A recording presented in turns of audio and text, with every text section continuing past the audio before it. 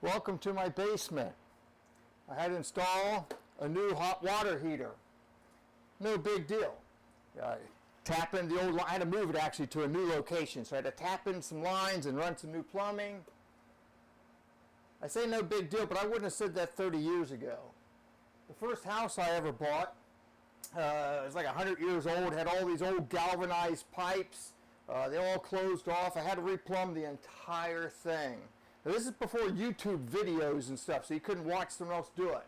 Now, I learned the hard way how to solder pipes. You'd read the instructions or ask somebody, and they talk about cleaning the copper up. Well, what I cleaned and what they were talking about cleaning were two totally different things. And I don't mind telling you, I had some really ugly joints, some that didn't take. I had to recut stuff out. It was terrible, just terrible. I'd be running to the store all the time because I thought I had the right things. I'd make so many mistakes, I'd have to go out and restart stuff all over again, and very costly. But I learned and I got better. St. Paul in Romans 5 says that we can boast about our suffering. I don't know what you're going through, but if you're going through some really, really hard time, St. Paul certainly saw some hard times. He says this isn't a punishment from God, that there's a purpose to this. That suffering, it produces endurance. And this endurance, as we get stronger and stronger, this endurance, it produces character. It makes us a stronger person.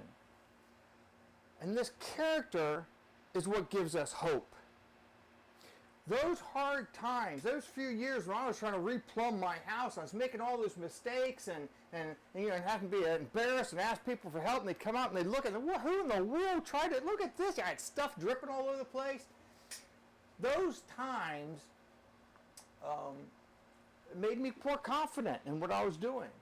And so now when I put in a hot water tank, no big deal.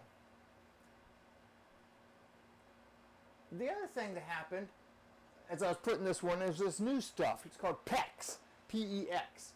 And if you've never used this stuff, it's pretty slick. It's nothing at all like doing the copper. You cut the stuff with they're not scissors, but that's what it looks like. I mean, you just cut it to length, and you plug it together. I mean, it's that simple. I mean, you can even have the water still dripping in the line, and you just snap this stuff together like, Legos or Tinker Toys or something, and it holds. It's too easy. It makes me nervous. I keep coming down here and looking to see if this thing's just going to blow apart or something like that. It's kind of the opposite of, I didn't have to suffer. And that didn't produce any kind of confidence in my work. It's hard to explain.